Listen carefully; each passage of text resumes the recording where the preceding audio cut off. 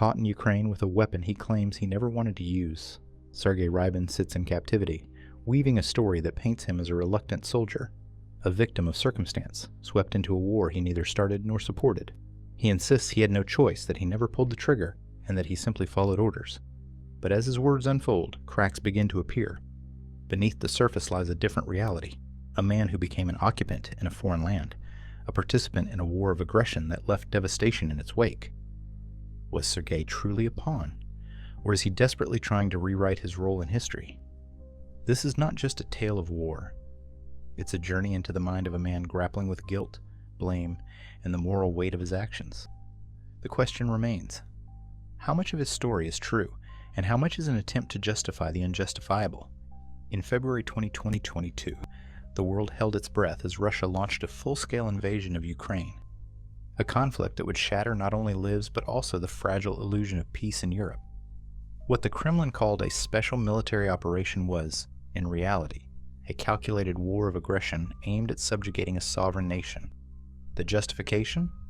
A narrative crafted through state propaganda, portraying Ukraine as a land overrun by Nazis and claiming the operation was to protect Russian-speaking populations. It was a story repeated endlessly on Russian news, designed to justify the unjustifiable and silence dissent. For young men like Sergey Rybin, this propaganda was not just background noise, it was their reality.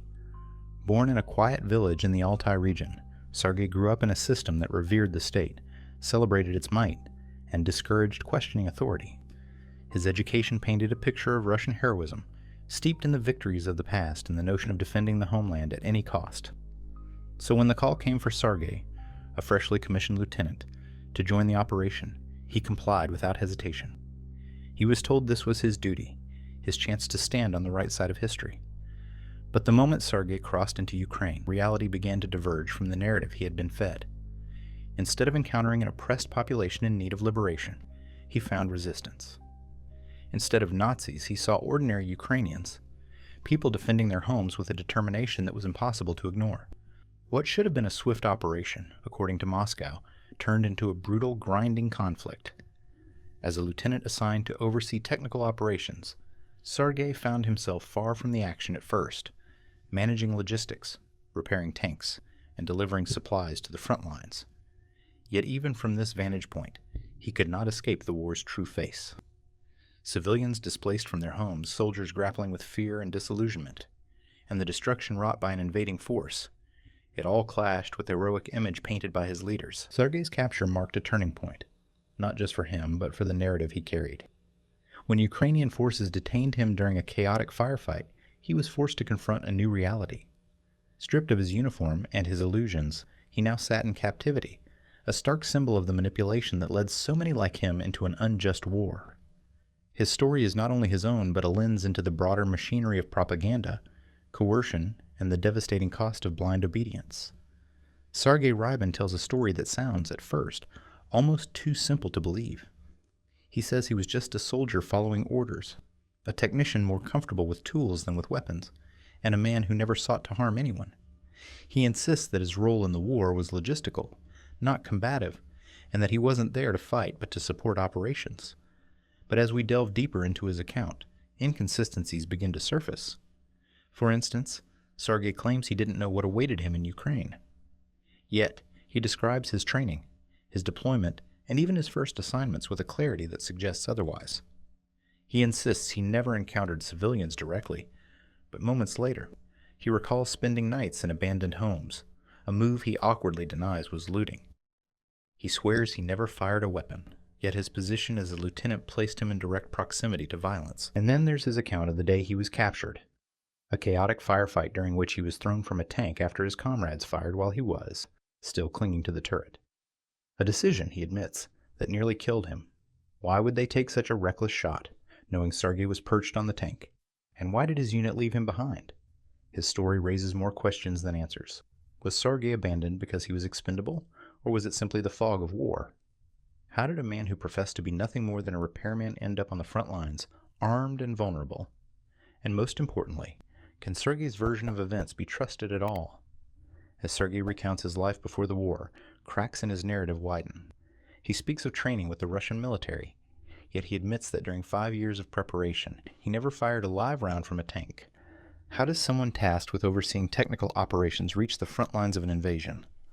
He describes his orders as vague and contradictory, but he also acknowledges moments when he carried out actions without question.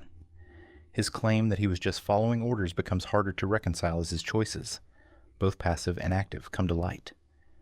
At one point, Sergey declares, "I didn't choose this war," but does that absolve him of his role in it? His words are interspersed with moments of uncertainty, even guilt. He admits to seeing the aftermath of destruction, to occupying private homes, and to working in areas devastated by his own side. Yet, he clings to a narrative of innocence, insisting he had no other option. The contradictions build, leaving the listener wondering, is Sergey lying to others, or simply to himself? The interviewer's sharp commentary provides a stark contrast to Sergey's attempts at justification. While Sergey speaks, the interviewer methodically exposes the holes in his story, probing deeper into his actions and their consequences. Through this exchange, a more troubling portrait begins to emerge, not of an innocent bystander, but of a man entangled in a system of violence, someone who, whether through coercion or complacency, became an active participant in an unjust war. Sergey's deflections, silences, fragmented confessions paint a picture far more complex than he would like to admit. As we move forward, you'll hear Sergey's attempts to present himself as a victim, his explanations for his actions, and the disturbing truths that slip through despite his best efforts. You'll learn about the decisions he made, the justifications he clings to, and the realities of a war that reshaped his life and countless others. Sergey's story will challenge you to question not just his words, but the broader forces that turned a man like him into an occupant in a foreign land, and to ask yourself, how much agency does any soldier truly have in a war like this? Sergey Rybin was born on March 30th, 1999, in the quiet and unremarkable village of Pravda, tucked away in the Altai region of Russia. It was a place where life moved slowly, untouched by the rapid advancements of the modern world. The village, surrounded by vast fields and dense forests, had a stillness to it, a stillness that reflected both its beauty and its isolation. The nearest town was hours away, and the opportunities for advancement seemed as distant as the horizon. Life in Pravda was simple but harsh. Sergey's family, like most others in the village, lived modestly. His father was a mechanic, known for his ability to repair anything with an engine, from tractors to old Soviet trucks that had been passed down through generations. Sergey spent countless hours in his father's workshop, watching him work and learning the basics of mechanics. His mother managed the household, ensuring there was food on the table and the children were cared for, even when money was tight.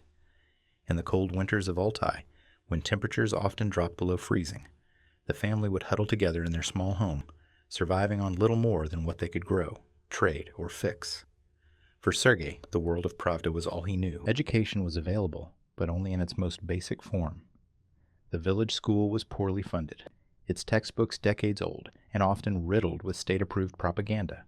Teachers spoke of Russia's greatness, its military triumphs, and its role as a global power, instilling in Sergey and his classmates a deep pride in their nation. There was little room for critical thinking or questioning authority. Loyalty to the state and its leaders was presented as a virtue above all else. Sergey's history lessons were filled with tales of Soviet heroism during World War II, painting a picture of Russian soldiers as protectors and liberators. But life in Pravda wasn't all hardships. Sergey found joy in the simple pleasures of village life, fishing in the nearby river, running through the fields with friends, and tinkering with broken machinery in his father's workshop. He developed a knack for fixing things, a skill that earned him respect in the community. Yet, even as he honed his mechanical abilities, Sergey couldn't shake the feeling that his future was already decided for him. The village offered few paths for young men. You could stay and work the land, or you could leave, often through the military. Military recruiters frequently visited Pravda, their polished uniforms and confident smiles starkly contrasting the dusty, worn-out reality of village life. They painted a picture of stability and purpose, offering young men like Sergey a way out. The promise of steady pay, respect, and the chance to see the world was tempting. For Sergey, who had grown up hearing stories of Russian strength and valor, the military felt like a natural path. It wasn't just a job. It was an opportunity to escape the cycle of poverty and obscurity that defined life in Pravda. But Sergey's decision to pursue a military career wasn't solely driven by ambition. It was also a product of his environment. In Pravda, questioning authority or diverging from the norm wasn't encouraged. The values instilled in him, obedience, duty, and loyalty, shaped his choices.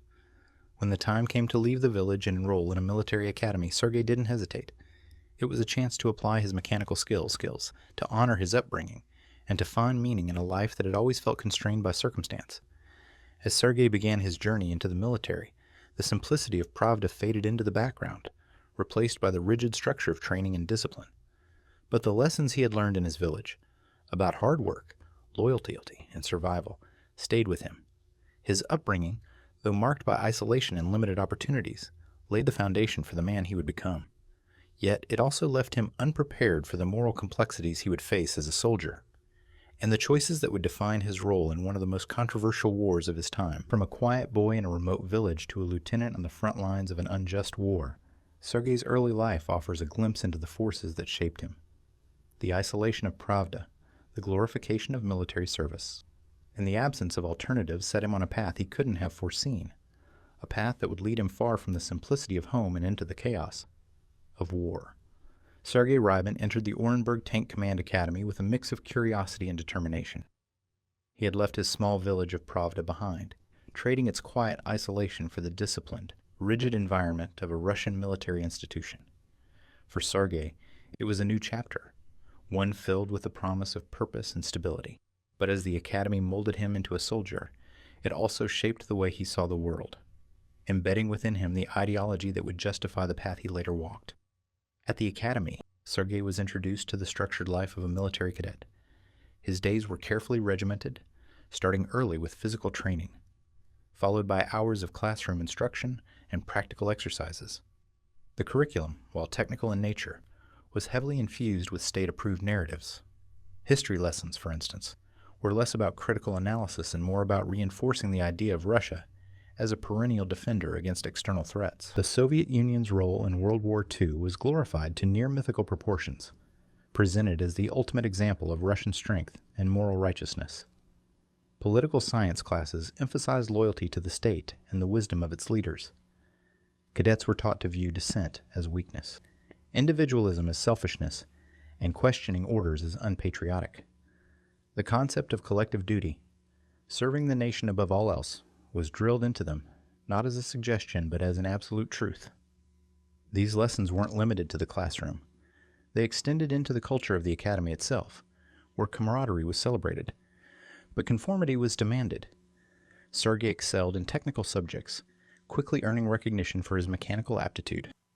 He became adept at diagnosing and repairing the complex machinery of tanks and other armored vehicles. This skill earned him the respect of his instructors and peers, but it also reinforced his belief in the necessity of military power. To Sergey, these machines weren't just tools of war. They were symbols of Russian ingenuity and strength, a tangible representation of the narratives he was absorbing. But the academy didn't just teach Sergey how to maintain machines. It taught him how to see the world through a specific lens. Propaganda was woven seamlessly into their training.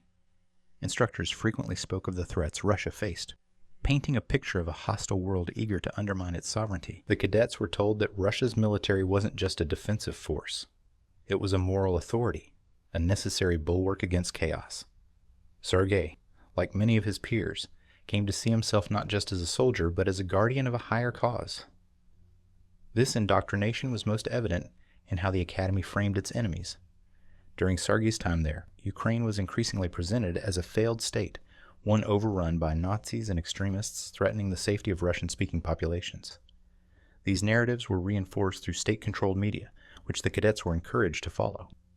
Sergey absorbed these messages without question, accepting them as fact. After all, they were coming from his superiors, figures he had been taught to trust implicitly. Training exercises often mirrored these ideological lessons. Cadets were given scenarios where they were tasked with defending Russian soil from hypothetical invaders or stabilizing chaotic regions. While these drills were framed as practical preparation, they also served to reinforce the narrative that Russia's military was always on the side of right. Sergey, now deeply immersed in this worldview, began to see the military not just as his career but as his duty. Yet, beneath the surface, cracks in this narrative were present even then. Despite 5 years of training, Sergey never fired a live round from a tank. His hands-on experience was limited to simulations and mechanical maintenance, a fact that left him underprepared for the realities of combat. Still, this lack of practical preparation was overshadowed by the ideological confidence instilled in him. Sergey believed in the mission, whatever that mission might be, because that belief had been carefully cultivated over years of systemic indoctrination. By the time Sergey graduated and received his lieutenant's insignia, he had become a product of the system. He saw the world as his instructors intended, through the lens of Russian exceptionalism, military necessity, and unwavering loyalty to the state. His training had equipped him with the technical skills to maintain war machines, but it had also filled him with a conviction that he was part of something greater, a force for order in a chaotic world. It was a worldview that would guide his actions in Ukraine, blinding him to the moral complexities of his role and the devastating consequences of the war he would soon participate in. When Sergey Rybin received his orders to deploy to Ukraine in the summer of 2022, his initial reaction wasn't excitement or resolve. It was hesitation. Although his years of military training had prepared him for duty, the idea of crossing into a neighboring country as part of a special military operation felt different. It wasn't the kind of conflict he had imagined when he first joined the military. This wasn't about defending Russian borders or protecting his homeland. For the first time in his career, Sergey questioned what he was being asked to do. But in the rigid hierarchy of the Russian military, questioning orders wasn't just frowned upon. It was dangerous. Sergey knew this all too well. Discussions among his peers rarely went beyond whispers, and even then, they spoke carefully. Some of his colleagues expressed doubts, wondering aloud why they were being sent into a foreign nation under such ambiguous circumstances. Still, no one dared to voice their concerns openly. The fear of being labeled a dissenter, a career-ending, and potentially life-threatening designation kept most soldiers in line. For Sergey, the pressure to conform wasn't just professional. It was societal. He had grown up in a culture that revered military service, where soldiers were celebrated as protectors of the nation. To refuse deployment would have branded him a coward not just in the eyes of his superiors, but in the eyes of his family, his friends, and his community back in Pravda. The thought of returning home with that shame was unthinkable. There was a quiet but pervasive expectation that soldiers like Sergey would do their duty without question, even when that duty led them into the murky waters of an unjust war. Adding to the pressure were the official narratives surrounding the war. State media and military briefings painted the operation as a righteous mission to liberate Ukraine from extremists and protect Russian-speaking populations. Sergey had heard these messages for months, both during his training and in the news. While some part of him doubted the simplicity of this explanation, it was hard to ignore the consistency with which it was repeated. Doubting the mission meant doubting not just his leaders, but the very identity he had built as a soldier. And then there were the consequences of refusal. Sergey had heard stories of what happened to soldiers who resisted deployment: demotions, dishonorable discharges, and even imprisonment. The unspoken reality was that refusing orders wasn't an option for most. The military system was designed to suppress dissent, and Sergey knew that challenging it would come at a high personal cost. Even as his doubts lingered, the fear of retribution loomed larger. Sergey tried to rationalize his hesitations. He told himself that his role was primarily technical, that he wouldn't be on the front lines. As a lieutenant responsible for overseeing equipment and logistics, he convinced himself that his work would keep him away from direct conflict. "I'll just be fixing tanks and moving supplies," he thought. It was a flimsy reassurance, but it was enough to quell his inner conflict, for a time. The weeks leading up to his deployment were marked by a sense of inevitability. Sergey and his peers underwent final preparations, including briefings that painted Ukraine as a failed state in desperate need of Russian intervention. These sessions weren't about strategy or tactics. They were about reinforcing the moral justification for their actions. Sergey felt the weight of this manipulation but didn't resist. To do so would have been futile. And deep down, he wasn't sure he had the strength to fight the system. When the day came for Sergey to leave, he boarded the transport with a heavy heart. His fears hadn't disappeared, but they had been buried beneath layers of obligation, coercion, and resignation. He told himself he was doing his duty, that he had no other choice. But even as the plane lifted off, carrying him toward the war zone, a part of him wondered if he would ever be able to justify what he was about to do, not just to others, but to himself. Sergey's story is one of quiet resistance, silenced by a system designed to suppress it. His hesitations, though real, were no match for the societal, professional, and political pressures that forced his hand.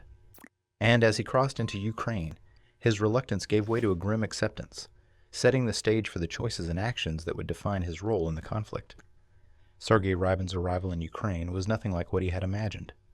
On July 10, 2022, just weeks after receiving his deployment orders, he found himself aboard a military transport plane heading toward the war zone. The briefings had been vague, full of reassurances that his role would primarily involve logistics and technical support. But as the plane descended, Sergey could already see the scars of war etched into the landscape: blackened fields, shattered buildings, and smoke rising in the distance. This wasn't the orderly operation he had been promised. This was chaos. The first shock came as the convoy moved deeper into Ukrainian territory. Sergey was part of a supply unit tasked with delivering fuel and ammunition to frontline positions. The roads were treacherous, lined with debris from destroyed vehicles and pockmarked by craters. Occasionally, they passed abandoned villages, their windows shattered, their streets eerily silent.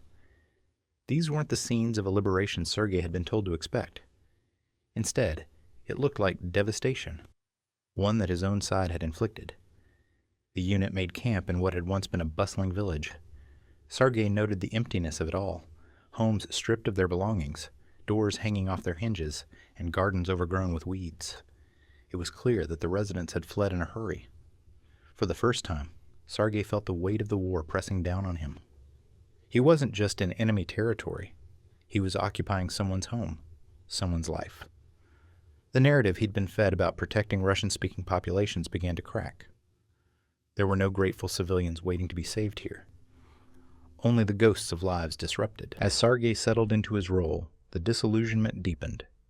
His days were spent maintaining tanks, repairing broken equipment, and ensuring fuel supplies reached their destinations. But these tasks, though technical, couldn't shield him from the realities around him.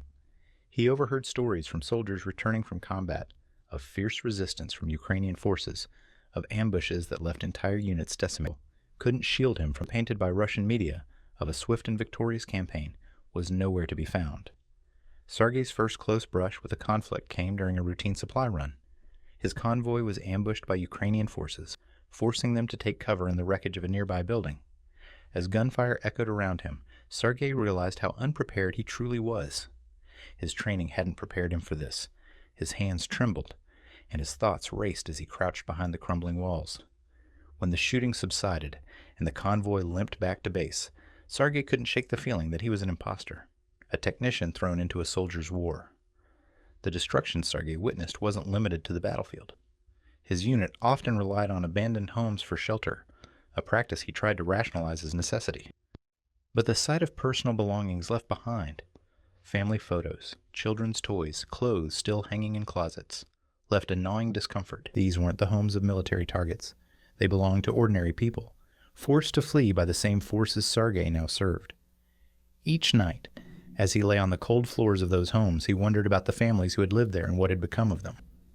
By the end of his first month in Ukraine, Sergey's initial sense of duty had eroded, replaced by a growing unease. He had arrived believing the mission was just, that he was helping to restore order. But the more he saw, the harder it became to reconcile those beliefs with the reality before him. The destruction, the fear, the emptiness. It wasn't what he had been prepared for. It wasn't what he had signed up for. Sergey's disillusionment grew with each passing day. He began to see the cracks in the propaganda he had been fed, the lies that had brought him here. But it was too late to turn back. He was trapped, both physically and morally, in a war that offered no easy way out. His arrival in Ukraine marked not just the beginning of his deployment, but the start of a slow unraveling of everything he thought he believed. And as the conflict wore on, Sergey would be forced to confront the harsh truths of his role in a war that was anything but just. For Sergey Rybin, life in Ukraine was a relentless cycle of duty, survival, and moral compromise. His days were spent in a mechanical routine, fueling tanks, repairing vehicles damaged in battle, and coordinating supplies for the front lines. On the surface, it seemed like technical work, distant from the brutality of combat. But the realities of war crept into every task he performed, each one tethered to the violence unfolding around him. One of Sergey's core responsibilities was leading convoys that transported fuel and ammunition to Russian forces. These missions were critical for maintaining the war effort, but they were also among the most dangerous assignments. Sergey described how convoys often moved under the cover of night, navigating treacherous roads riddled with craters and debris. They avoided main routes, fearing ambushes or airstrikes, but even the back roads weren't safe. On one mission, Sergey's convoy was ambushed, forcing them into a frantic scramble for survival. Explosions and gunfire erupted around them, lighting up the night as vehicles were torn apart. Sergey dove into a ditch, clutching his helmet as shrapnel rained down. When the attack subsided, several trucks were destroyed, and Sergey was left shaken. The technicality of his role offered no shield from the stark reality of war. He was in it, whether he liked it or not. The destruction Sergey witnessed wasn't confined to ambushes. As part of his duties, he often visited frontline positions to deliver supplies and repair equipment. These trips exposed him to the devastating aftermath of combat. Burned-out tanks littered the landscape, their hulking frames reduced to smoldering ruins. He recalled one scene in particular: the twisted remains of a convoy that had been hit by Ukrainian artillery. Vehicles lay scattered like discarded toys, some still burning, others eerily silent. The air was heavy with the acrid stench of fuel and death. Sergey could not shake the image of what lay inside those vehicles, soldiers who had not escaped in time, their bodies unrecognizable in the wreckage. But it wasn't just the machinery of war that haunted Sergey. The human cost became impossible to ignore as he traveled through abandoned villages and towns. Homes stood empty, their windows shattered, and their walls pockmarked with bullet holes. In many of these places, Russian troops had taken what they needed to survive. Looting became an unspoken reality of the campaign. Sergey described how soldiers raided homes for food, water, and shelter. He claimed to have avoided participating, but his words betrayed a familiarity with the practice. "I saw others do it," he said, almost defensively. They took what was necessary. When pressed further, he admitted to witnessing not just survival-driven theft, but the systematic stripping of homes, furniture overturned, valuables stolen, and lives disrupted. One memory stood out vividly to Sergey. While delivering supplies to a unit near a recently abandoned village, he stopped by a house that soldiers had been using as a temporary shelter. Inside, it was clear that a family had lived there not long ago. Photographs still hung on the walls, their frames cracked but intact. A child's schoolwork was scattered across a desk, and a half-empty jar of jam sat forgotten on the kitchen counter. It was like they had just disappeared, Sergey said. You could still feel their presence. Yet, despite this visceral reminder of the lives displaced by the conflict, Sergey justified the occupation of these homes as a necessity. "We didn't have a choice," he explained. "The cold doesn't care about morality." But Sergey's moral rationalizations extended beyond shelter. Food and provisions became another point of conflict. Supply chains were unreliable, and rations often arrived late, forcing units to scavenge to survive. Sergey recounted one bitterly cold night when his unit camped in a home that had clearly belonged to a young family. While they didn't loot valuables, they burned furniture for warmth and ate canned goods they found in the pantry. "We left it as we found it," Sergey insisted during his interview, though his tone betrayed unease. The interviewer's pointed questions about whether such actions constituted looting left Sergey momentarily speechless. "It's not the same," he muttered finally, as though trying to convince himself. Even in his role as a technician, Sergey couldn't escape the violence that rippled through the war. Each tank he repaired, each vehicle he refueled, contributed to the machinery of destruction. He described the unease he felt watching a convoy of tanks roll toward a nearby town, their engines growling as they kicked up dust. "I realized I was part of it," Sergey admitted. "I wasn't pulling the trigger, but I was helping those who did." Despite his claims of detachment, Sergey's involvement in the war was undeniable. He tried to frame his actions as purely technical, devoid of the moral weight carried by those on the front lines. Yet the lines blurred with every passing day. The homes he occupied, the supplies he delivered, the machines he kept running, all of it played a role in the devastation he witnessed. Sergey often spoke of the discomfort he felt, but discomfort didn't stop him. Whether through fear, duty, or apathy, he continued his work, enabling the war's violence to march on. By the end of his 3 months in Ukraine, Sergey's routine had become second nature. Yet, with every convoy, every repair, and every night spent in someone else's home, the moral toll of his actions weighed heavier. He had arrived believing he was simply doing his job, but the destruction and suffering he encountered left him questioning that belief. Sergey's daily life wasn't just about survival. It was about navigating the thin line between necessity and complicity. a line he crossed more often than he cared to admit. Sergey Rybin's attempt to justify his role in the war quickly unraveled when confronted with the interviewer's sharp questioning. At first, Sergey clung to the narrative he had been taught. The Russian military was in Ukraine to liberate oppressed Russian-speaking populations from fascists. It was the justification that had been repeated to him during his training and by the state-controlled media he consumed daily. But as the conversation deepened, the cracks in this narrative became glaring, exposing contradictions Sergey could not fully reconcile. When asked to define the fascists he claimed to be fighting, Sergey struggled to provide specifics. He spoke in vague terms, describing enemies with symbols and armbands, people who did not act humanely. But when pressed further, Sergey admitted that he had never actually encountered anyone who fit this description. His only contact with Ukrainian forces had been during combat, where the enemy was simply another soldier defending their homeland.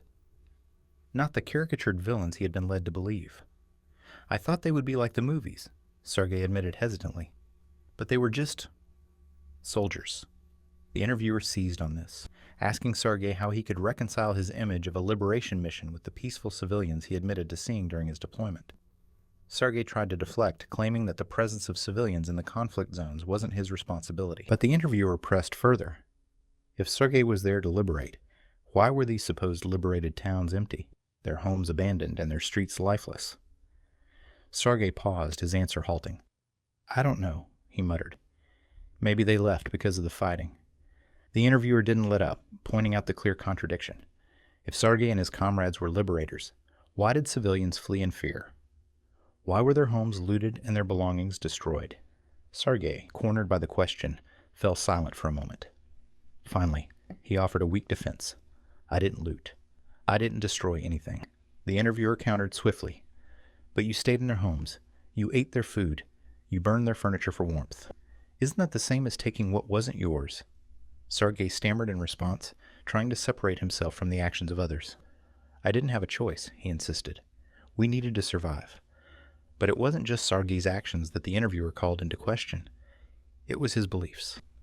Sergey claimed he had been sent to protect Russian-speaking populations, yet he admitted he never interacted with any civilians during his deployment. When asked if he had spoken to any locals to understand their perspective, Sergey shook his head. "We were told not to," he explained. "We were told they wouldn't talk to us, that they hated us." The interviewer leaned forward, his tone cutting. "So, you believed the people you were there to protect hated you. Did you ever stop to wonder why?" The question hung in the air, forcing Sergey to confront the uncomfortable truth. He admitted that he had seen signs of resistance. Ukrainian flags hung defiantly in villages, graffiti denouncing the Russian occupation, and even civilians assisting Ukrainian forces. These acts, far from the image of a suppressed population, painted a picture of a nation fighting for its freedom. Sergey's justifications began to falter as he acknowledged these moments, though he quickly tried to downplay their significance. "I didn't understand their hatred," he said softly. "We weren't there to hurt them." The interviewer's commentary became sharper as Sergey's contradictions piled up. When Sergey claimed he was merely following orders, the interviewer reminded him that those orders involved invading a sovereign nation. "You say you're not an occupier," the interviewer said, his voice steady but firm. "But you crossed their border with tanks. You stayed in their homes. You helped their enemies destroy their towns. What does that make you?" Sergey hesitated, his defenses cracking under the weight of the question. I don't know," he replied finally. "I didn't think of it that way." The discussion turned to propaganda, a cornerstone of Sergey's understanding of the war. He admitted that his view of Ukraine had been shaped entirely by Russian media, which had painted a dire picture of a country overrun with extremism. "We were told we were saving them," Sergey said. "We were told it was necessary." But the interviewer pointed out that Sergey had never questioned these narratives, even when his own experiences contradicted them. The destruction he had witnessed, the fear he had seen in civilians' eyes, none of it matched the stories he had been fed. "You believed you were liberating them," the interviewer said, "but did you ever stop to wonder if they wanted to be liberated?" Sergey's answers became increasingly fragmented as the interview progressed. He spoke of confusion, of orders that didn't make sense, and of the growing realization that the mission he was part of was not what he had been promised. He admitted to moments of doubt, but these were always pushed aside by the pressures of duty and survival. "I couldn't think about it too much," Sergey said. "If I did, I wouldn't have been able to do my job. The interviewer closed the segment with a pointed observation. Sergey's contradictions weren't just about his actions. They were about his identity. He wanted to see himself as a victim, a soldier caught in the machinery of war, yet he had played an active role in perpetuating its violence. You say you didn't choose this, the interviewer concluded. But every day you chose to stay. You chose to follow orders. You chose not to question what you were doing. And those choices made you an occupier, whether you like it or not. As Sergey sat in silence, the weight of the interviewer's words hung heavy in the air. His attempts to justify his actions had crumbled, leaving only the stark reality of his role in an unjust war. It was a confrontation not just with his contradictions, but with himself, a soldier forced to face the truth he had long tried to avoid. Sergey Rybin's capture unfolded in a blur of tension, fear, and confusion, a chaotic culmination of weeks on the front lines. By late autumn 2022, Sergey's unit had been stationed near a contested area on the outskirts of a small Ukrainian town. Supplies were running low, morale was even lower, and the relentless counteroffensives by Ukrainian forces had turned their once confident operation into a desperate attempt to hold their ground. Sergey's role as a logistics officer had kept him slightly removed from direct combat, but the proximity to the fighting meant that danger was never far away. The day of his capture began with a sudden call for his unit to evacuate their position. Ukrainian forces had been advancing steadily, and the front lines were shifting rapidly. Sergey was assigned to help organize the withdrawal of equipment and vehicles, but the chaos on the ground made it nearly impossible. The roads were blocked with debris, communication lines were unreliable, and orders from superiors were vague and contradictory. Amid the confusion, Sergey found himself separated from the rest of his unit, clinging to the side of a tank as it lumbered down a narrow dirt path.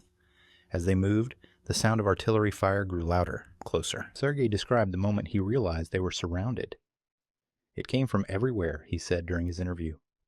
"Shells landing in front of us, behind us. We couldn't see who was firing. Panic erupted within the group. Soldiers shouted over one another, the tank's driver swerving wildly to avoid incoming fire. In the chaos, Sergey lost his grip on the tank and was thrown to the ground. Dazed, he scrambled for cover as the tank continued forward, oblivious to his fall. He shouted for them to stop, but his voice was drowned out by the roar of engines and explosions. Moments later, the tank disappeared into the haze, leaving Sergey alone. Sergey described those first moments of isolation as surreal. Dust and smoke hung in the air, and the distant sound of gunfire seemed to echo endlessly. He crouched behind a pile of rubble, clutching his rifle, a weapon he had rarely used and felt ill-prepared to fire. His mind raced as he tried to decide his next move. Should he attempt to follow his unit, risking exposure, or wait for the chaos to subside? The decision was made for him when he heard voices approaching. Ukrainian soldiers were closing in, their shouts carrying over the din of battle. Sergey froze, unsure whether to run, fight, or surrender. He had been told during training that surrender was not an option, that capture would mean torture, even death. But as the footsteps drew nearer, Sergey's fear of what might happen if he resisted outweighed the fear of captivity. He dropped his rifle, raised his hands, and stepped into view. "I didn't want to die there," he admitted. "I thought maybe, if I gave up, they would let me live." The Ukrainian soldiers who apprehended Sergey were wary at first. They shouted commands at him, gesturing for him to lie face down on the ground. Sergey complied, his heart pounding as he felt their boots crunching on the gravel around him. He tried to speak, to explain that he wasn't a threat, but his words were cut off by a sharp order to stay silent. His hands were roughly tied behind his back, and a hood was pulled over his head. Sergey later recalled the overwhelming sense of vulnerability in that moment. "I didn't know if they were going to kill me," he said. "I couldn't see anything. I couldn't hear what they were saying. I just lay there, waiting." As the chaos of the battle subsided, Sergey was loaded into a vehicle and driven to a holding area. The journey, though short, felt endless to him. He was jostled in the back of the truck, blindfolded and disoriented, as the Ukrainian soldiers spoke in hushed tones around him. Sergey's mind raced with questions. Would he be treated humanely? Would his captors believe he wasn't a combatant? Would he ever see his home again? Upon arriving at the holding facility, Sergey was searched and questioned briefly before being placed in a cell. It was here that he first began to process what had happened. The adrenaline of the battlefield had worn off, replaced by a gnawing uncertainty. "I didn't know what they were going to do to me," he said. "But at the same time, I felt relieved. At least I wasn't out there anymore." Sergey's capture marked a turning point in his war experience. No longer a soldier, he was now a prisoner, forced to confront his role in a conflict that had spiraled far beyond what he had ever imagined. The tension and confusion of that day lingered in his mind, a vivid reminder of how quickly war could strip away everything: certainty, safety, and even a sense of self. For Sergey, surrender had been a moment of survival, but it was also the beginning of a reckoning he could no longer avoid. Sergey Rybin's defense of his actions during the war followed a predictable pattern. He painted himself as a reluctant participant, caught in a system beyond his control. He claimed he had no choice but to follow orders and insisted that his role had been strictly technical, far removed from the violence on the front lines.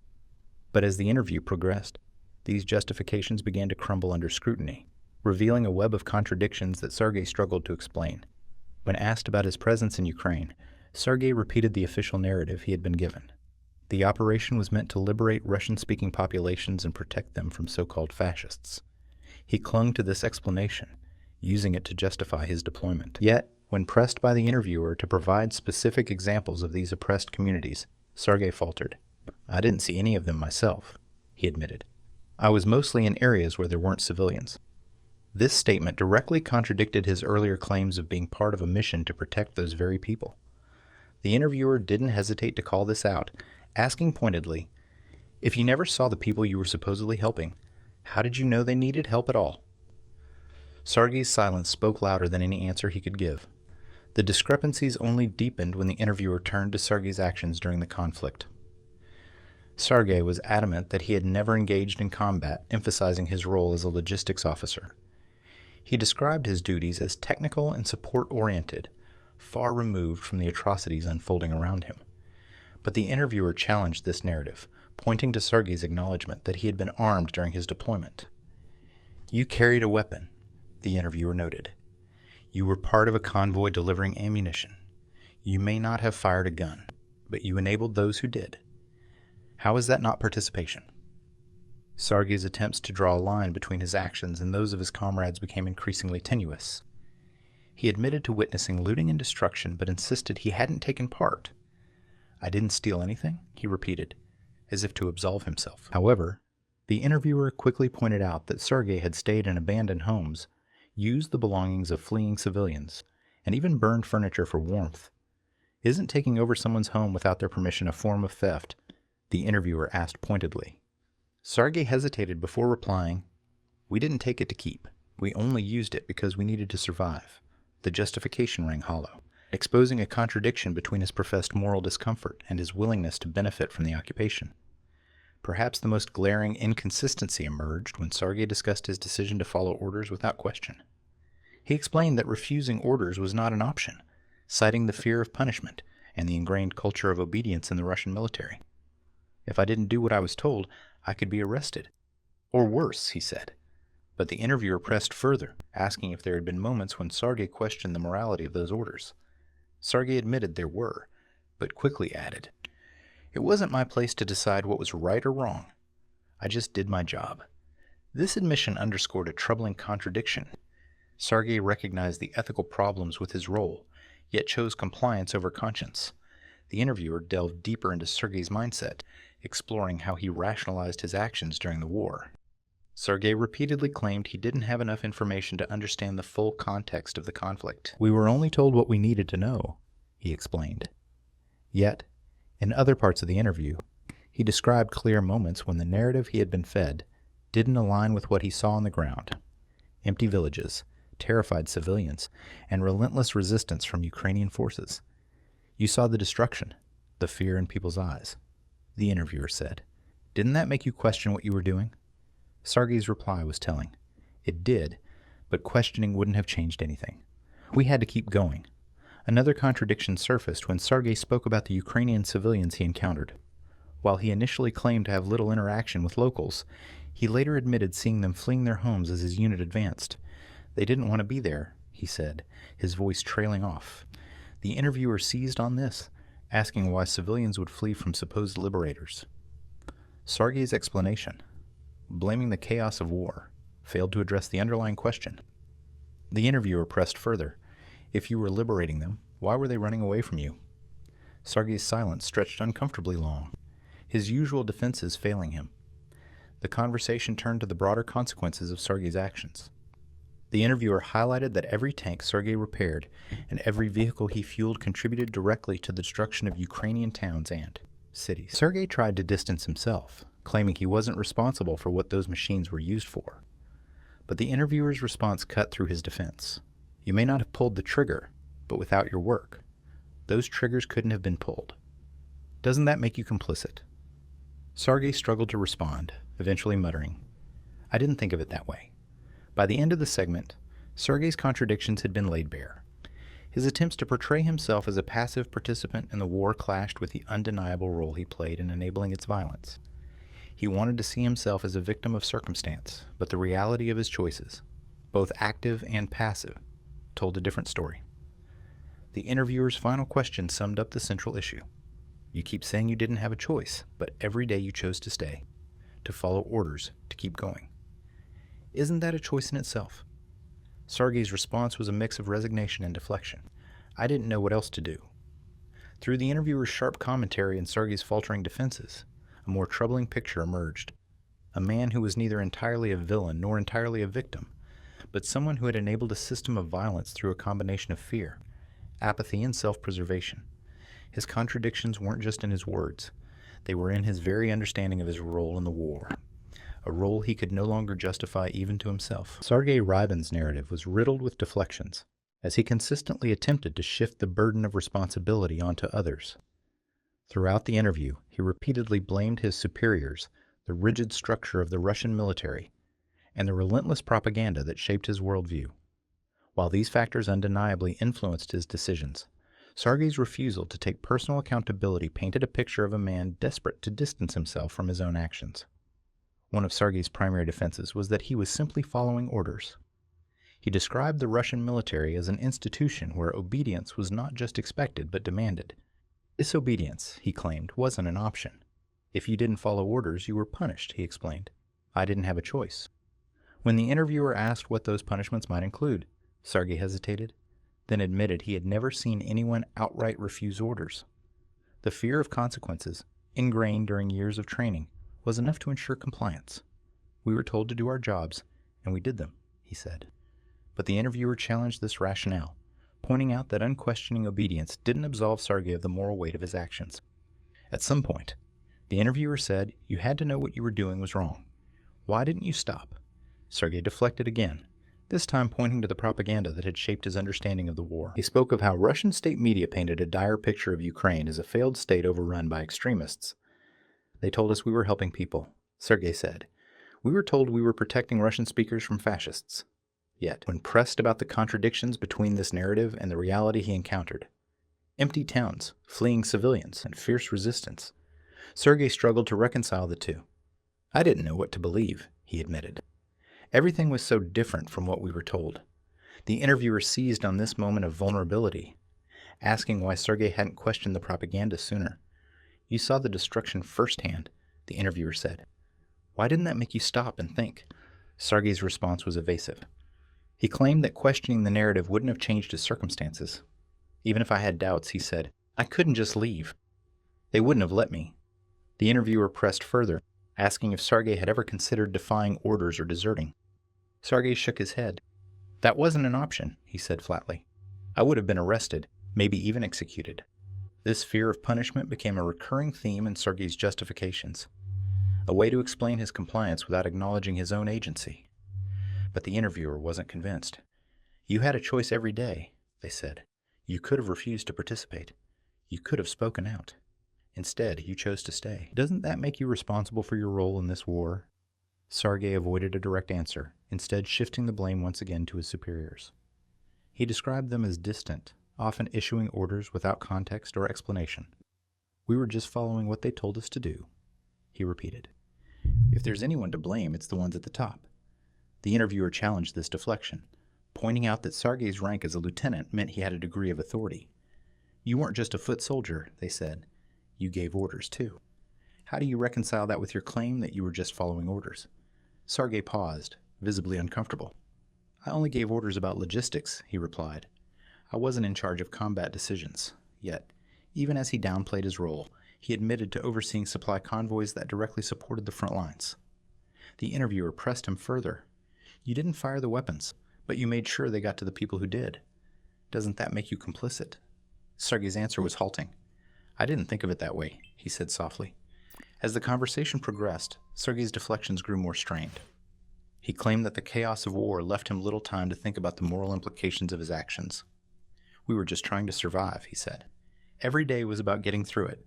This appeal to survival instinct was another way Sergey sought to absolve himself of responsibility. But the interviewer pushed back, pointing out that survival didn't justify enabling the destruction of homes, the displacement of civilians, or the perpetuation of an unjust war. Survival isn't an excuse for everything, the interviewer said. At some point, you have to take responsibility for the choices you made. The discussion turned to the role of propaganda in Sergey's decisions. He admitted that he had believed the official narrative about Ukraine when he first arrived, but as the reality of the war became clear, his belief began to waver. I didn't know what to do with that doubt, he said. It wasn't like I could just stop doing my job. The interviewer challenged him again, asking why he continued to support a mission he no longer believed in. Sergey's response was defensive. I didn't have a choice, he repeated. What else could I have done? By the end of the segment, Sergey's deflections had been systematically dismantled. While he blamed his superiors, the military structure, and the propaganda machine, the interviewer made it clear that these influences didn't erase his personal agency. You keep saying you didn't have a choice, the interviewer concluded. But every day you chose to follow orders. You chose to believe what was convenient, and you chose not to act when you knew things were wrong. That's responsibility, whether you want to admit it or not. Sergey's silence in response was telling. For all his efforts to avoid accountability, he couldn't escape the reality that his actions, however coerced or conditioned, were still his own. Sergey Rybin's understanding of the war in Ukraine was deeply influenced by the relentless wave of propaganda that engulfed him long before he ever set foot in the conflict. Russian state media, controlled by the government, was a constant presence in Sergey's life, shaping his worldview and dictating the narrative of the invasion. Through his interview, Sergey described how this propaganda constructed a version of reality that felt unshakable until he was forced to confront the stark truth on the ground. From the moment Sergey entered military service, the messaging was consistent. Ukraine was a failing state overrun by Nazis and extremists, a direct threat to Russian-speaking populations. The special military operation was framed as a noble mission to restore order and protect Russia's borders. Sergey recalled how this rhetoric was omnipresent, repeated not only in formal briefings but also in the media he consumed daily. It was everywhere, he said. The news, speeches, even our training. It all said the same thing. Ukraine needed us. The interviewer, however, quickly pointed out the gaps in this narrative, emphasizing how propaganda worked to create a simplified and manipulative version of the truth. They asked Sergey how much of his understanding of Ukraine came from direct experience and how much came from what he was told. Sergey hesitated before admitting, "Before I went there, everything I knew about Ukraine came from TV." The interviewer pressed further. "And did what you saw in Ukraine match what you were told?" Sergey's silence was an answer in itself. Sergey described how the propaganda he absorbed gave him a sense of purpose and justification for his role in the war. He believed he was part of a liberation mission, bringing stability to a nation in chaos. But this belief began to waver as soon as he crossed the border into Ukraine. Instead of welcoming crowds, he found empty villages and resistance fighters. Instead of Nazis, he encountered civilians fleeing their homes, desperate to escape the destruction. It wasn't what I expected, Sergey admitted, but by then it was too late to ask questions. The interviewer highlighted how propaganda thrives on repetition and isolation from alternative perspectives. Sergey had never been exposed to Ukrainian voices or dissenting opinions before his deployment. The state-controlled narrative was the only one available, carefully constructed to eliminate doubt. When Sergey began to encounter evidence that contradicted this narrative, Ukrainian flags hung defiantly in abandoned towns, graffiti denouncing the Russian occupation, and the fierce determination of Ukrainian forces. It was a shock to his system. "I didn't understand why they hated us so much," Sergey said. "We were told we were helping them." The interviewer interjected, pointing out the dissonance between Sergey's experiences and his continued reliance on the propaganda narrative. "When you saw the destruction, the fear in people's eyes, didn't you question what you were told?" they asked. Sergey responded defensively, claiming that questioning the narrative wouldn't have changed anything. "What could I do?" he said. "I still had orders to follow." But the interviewer wasn't satisfied with this answer, delving deeper into the psychological impact of propaganda. They explained how propaganda works not just by feeding people lies, but by creating a framework in which those lies feel logical. Sergey's belief in his mission, even when faced with contradictory evidence, was a testament to how deeply entrenched the narrative had become. The interviewer challenged Sergey. "You say you didn't have a choice, but isn't it true that the propaganda made you feel like you didn't need one?" Sergey admitted that he had believed in the narrative at first, largely because it offered a sense of moral clarity. "It made everything simple," he said. "We were the good guys and they were the bad guys." But as the interview continued, Sergey struggled to reconcile this simplicity with the complexities he encountered in Ukraine. The civilians he saw weren't extremists. They were families fleeing for their lives. The towns he passed through weren't war zones before the invasion. They became war zones because of it. "I started to feel like the story we were told wasn't the whole truth," Sergey admitted. "But I didn't know what else to believe." The interviewer contrasted Sergey's experience with their own understanding of the war, shaped by diverse sources of information and first-hand accounts from Ukrainians. They pointed out how Sergey's reliance on propaganda had stripped him of the ability to think critically about his actions and the role he played in the conflict. "The propaganda didn't just tell you what to think," the interviewer said. "It made you stop asking questions. It made you accept the unacceptable." As the segment concluded, Sergey reflected on how deeply the propaganda had influenced him, even now. "I still don't know what to believe," he said. "I don't know how much of what I was told was a lie." The interviewer offered a sobering response. "The tragedy isn't just that you were lied to. It's that the lies made it easier for you to become part of the destruction. Propaganda doesn't just create soldiers. It creates people who stop seeing the humanity in others." Through this exchange, Sergey's story revealed the insidious power of propaganda, not just to misinform but to manipulate, isolate, and control. His experience was a stark reminder of how fragile the truth can be in the face of a system designed to suppress it, and how those caught in its web must grapple with the weight of the choices they made, even if they feel they had no choice at all. Sergey Rybin's experiences in Ukraine offered a harrowing glimpse into the devastating human cost of the war, while he often tried to distance himself from the violence and destruction. The stories he shared painted a vivid picture of the suffering inflicted on civilians and soldiers alike. Each day on the front lines brought him face to face with the consequences of a conflict that left no one untouched. Sergey described his first encounter with the aftermath of a battle as one of the most unsettling moments of his deployment. His unit was sent to retrieve damaged vehicles from a recently contested area near a small Ukrainian village.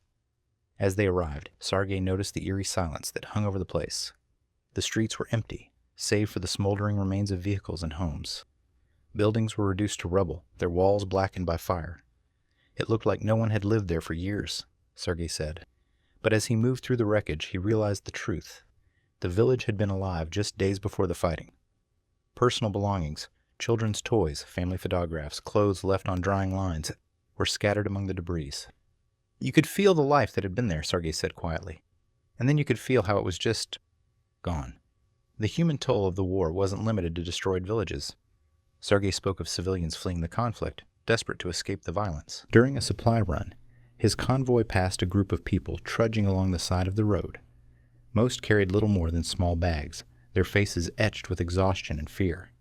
Among them was an elderly woman being helped along by a young boy, her frail body barely able to keep up with the group. Sergey watched them pass, unable to offer help. "We weren't allowed to interact with them," he explained. "We were told to keep moving. But the image of the woman and the boy stayed with him.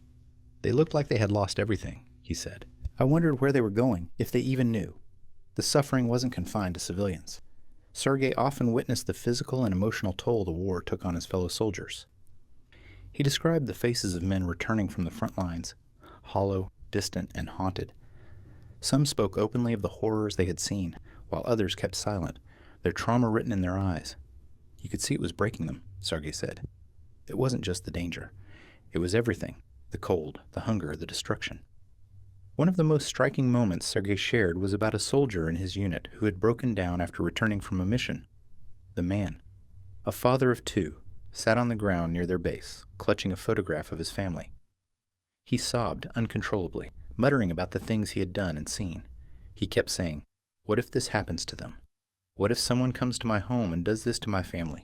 Sergey recounted. It was like he realized in that moment that we were doing to others what we would never want done to us. Sergey also recalled the stories of civilians whose lives had been upended by the invasion. In one abandoned home, he found a journal left behind by a young girl. The pages were filled with simple entries, accounts of her school days, her friends, and her family. The last entry, dated just days before Sergey's unit arrived, described how her family was leaving to find safety. She wrote that she was scared, Sergey said. She didn't understand why they had to leave or where they were going. She just wanted to stay home. Sergey admitted that reading the journal left him conflicted. I felt like I was invading her life, he said.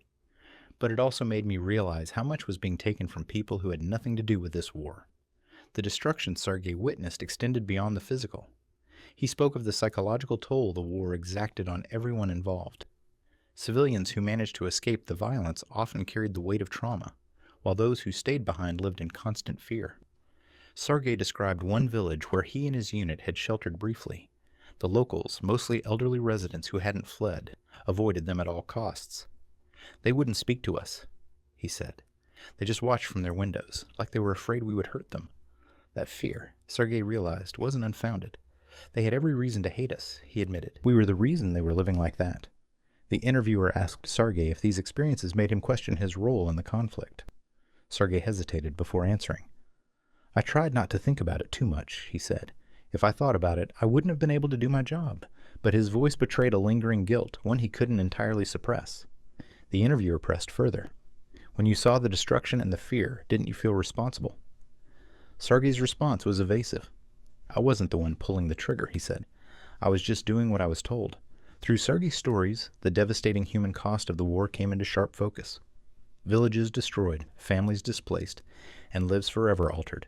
All consequences of a conflict that Sergey himself admitted was difficult to justify. His attempts to distance himself from the suffering he witnessed only underscored the moral complexity of his role.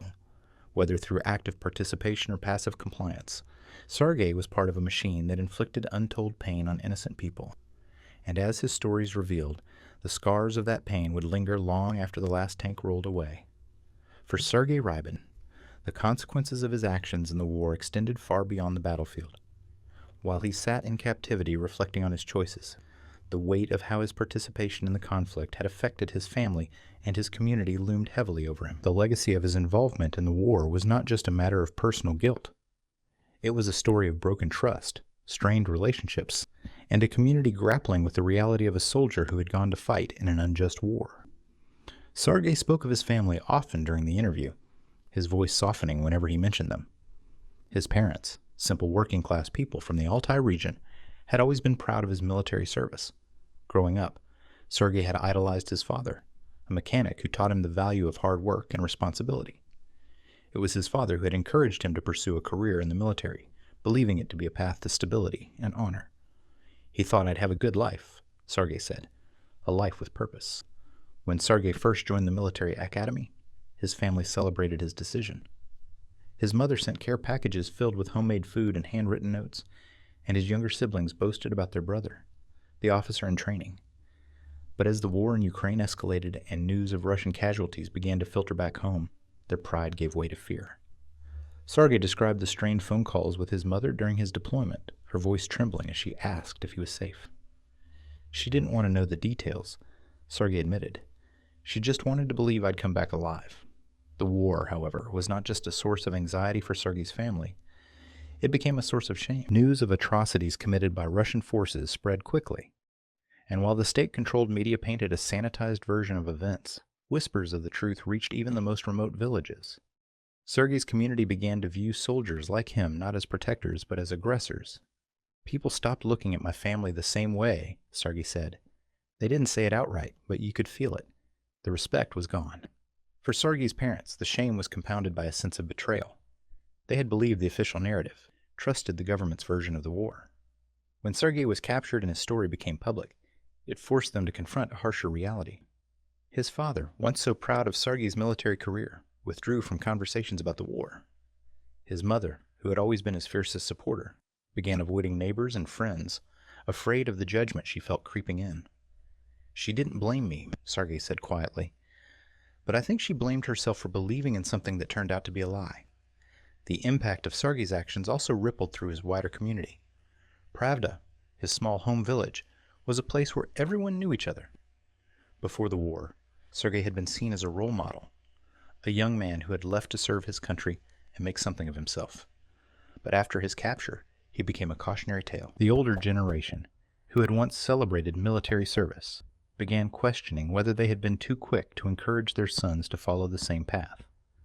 For younger people, Sergey's story became a grim reminder of the risks and moral complexities of blindly following orders. The interviewer asked Sergey if he had thought about how his capture might affect his siblings. His younger brother, now in his late teens, had once expressed a desire to join the military, inspired by Sergey's example. "I worry about him the most," Sergey admitted. "I don't want him to make the same mistakes I did." He described how he had written letters from captivity, urging his brother to think carefully about the path he chose. "I told him it's not what it seems," Sergey said. "I don't know if he'll listen, but I had to try." Sergey's own sense of legacy was complex and deeply conflicted. On one hand, he recognized the harm his actions had caused, not just to the people of Ukraine, but to his own family and community. On the other hand, he struggled to reconcile that harm with his belief that he had been left with no real choice. "I didn't want this to happen," he said. "I didn't want to hurt anyone, but I can't change what I did." The interviewer pressed him further, asking if he believed he could ever repair the damage his actions had caused. Sergey was silent for a long moment before replying. "I don't know," he said finally. "I can't undo what happened, but maybe I can try to make things right with my family. Maybe that's a start." As the interview drew to a close, Sergey reflected on what his story might mean for others.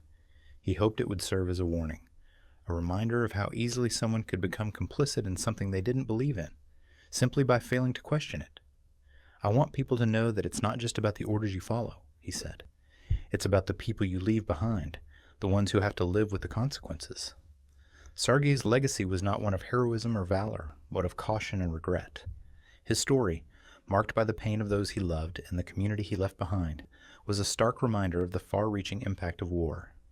It was a legacy that would haunt him, but one he hoped could also serve as a lesson for others, a plea to think, to question, and to choose a different path. In captivity, Sergey Rybin's world had shrunk to the walls of a small, stark cell. Life as a prisoner was both monotonous and humbling, a far cry from the structured military existence he had known before. Stripped of his rank, his weapon, and the illusion of control, Sergey found himself with little to do but think. Each day in captivity forced him to confront the choices he had made, the consequences of those choices, and the man he had become. Sergey's daily routine was rigid but simple. Meals were sparse but regular, and the guards treated him with a surprising level of fairness. "They didn't hurt us," Sergey recalled. "As long as we followed the rules, they treated us like men, not monsters. But the lack of cruelty didn't make the experience easier. The psychological weight of his situation, knowing he was a prisoner in a war he had once believed in, was a burden that grew heavier with each passing day. The isolation was one of the most difficult parts of Sergey's captivity. He spent hours alone, with only the muffled sounds of the prison around him to break the silence. At first, he tried to keep his mind occupied by replaying memories of home, his father's workshop, his mother's cooking, the way his younger brother looked up to him. But these thoughts often turned bittersweet, laced with guilt and regret. "I wondered what they thought of me," Sergey said. "Did they still see me as a soldier, or as a failure?" Conversations with other prisoners provided Sergey with a rare sense of connection. But they also forced him to reckon with the larger picture of the war. Many of his fellow captives shared similar stories of coercion and propaganda, of believing in a cause that had betrayed them. Others spoke bitterly of the lies they had been told, their anger directed as much at their own leaders as at the enemy. Sergey described one conversation with a younger soldier who had joined the military just months before being captured. "He asked me if I thought we were the bad guys," Sergey said. "I didn't know what to tell him. I couldn't say no." Despite the bleakness of captivity, Sergey found moments of unexpected reflection. With nothing to distract him, he began to analyze his role in the war with a clarity that had eluded him during his deployment. He thought about the orders he had followed, the propaganda he had believed, and the civilians whose lives had been uprooted by his actions. "I started to see it differently," Sergey admitted. "When you're in the middle of it, you don't think about the bigger picture. But sitting there, with nothing else to do, you can't avoid it." The interviewer asked Sergey if he felt remorse for his actions. His response was conflicted. "I regret a lot of things," he said after a long pause. "I regret the people we hurt, the homes we destroyed. But I also regret not questioning it sooner. I regret not being stronger." He acknowledged that his justifications, fear of punishment, loyalty to his unit, and the weight of propaganda, felt hollow now. They seemed like good reasons at the time, he said. But now I wonder if I was just lying to myself. Daily life in the prison forced Sergey to reckon not only with his past, but also with the uncertainty of his future. He had no idea how long he would remain in captivity or whether he would ever return home. Letters from his family, when they came, were a mixed blessing, offering a lifeline to the outside world but also a reminder of the distance between them. My mother wrote that she prayed for me every day, Sergey said. It gave me hope, but it also made me feel worse. She still believed in me, even after everything. Yet, for all the reflection and regret, Sergey still struggled with the question of accountability. When pressed by the interviewer about whether he felt personally responsible for his role in the war, Sergey hesitated. I didn't start it, he said quietly. I didn't want it, but I didn't stop it either. He described his actions as a series of small compromises, each one easier to justify than the last. It's like a chain, Sergey said. One link leads to another, and before you know it, you're part of something you can't undo. As the days in captivity turned into weeks and months, Sergey began to look for small ways to redeem himself. He helped other prisoners where he could, sharing his rations with those who needed them more and offering quiet support to those struggling to adapt. It wasn't much, he said, but it was something. It made me feel like I was still human. For Sergey, life in captivity was a constant battle between guilt and survival, reflection and resignation. It was a time of reckoning, forcing him to face the choices he had made and the man those choices had turned him into. I don't know if I'll ever make it right, he said near the end of the interview, but I want to try. At least I can start there. Sergey's story, told from the confines of his cell, was one of a man searching for redemption in the shadow of a war that had consumed far more than just his freedom. Sergey Rybin's reflections on his time in the war and captivity offered glimpses of introspection. But the question remained. Did he truly understand the consequences of his actions? Throughout his interview, Sergey struggled to articulate whether his experiences had led to genuine self-awareness or if he was still entangled in the web of justifications and deflections that had defined his role in the war. When asked what he had learned from his experiences, Sergey paused, his expression unreadable. I've learned how easy it is to be wrong, he said finally. To believe in something, only to find out it was all a lie. He spoke about the propaganda that had shaped his worldview, admitting that he now saw how deeply it had misled him. We were told we were doing the right thing, that we were helping people, but everything I saw told a different story. Yet, as Sergey continued, it became clear that his understanding of this revelation was incomplete. While he acknowledged the lies he had been fed, he struggled to take full ownership of the role he played in perpetuating them. The interviewer pressed him on this point, asking if he felt personally responsible for the destruction and suffering he had witnessed. Sergey hesitated before replying. I feel responsible for being there, for following orders. But I didn't make those decisions. I didn't start the war. His words echoed the deflections he had leaned on throughout the interview, a reluctance to fully accept his complicity. The interviewer countered sharply. But you carried out those decisions.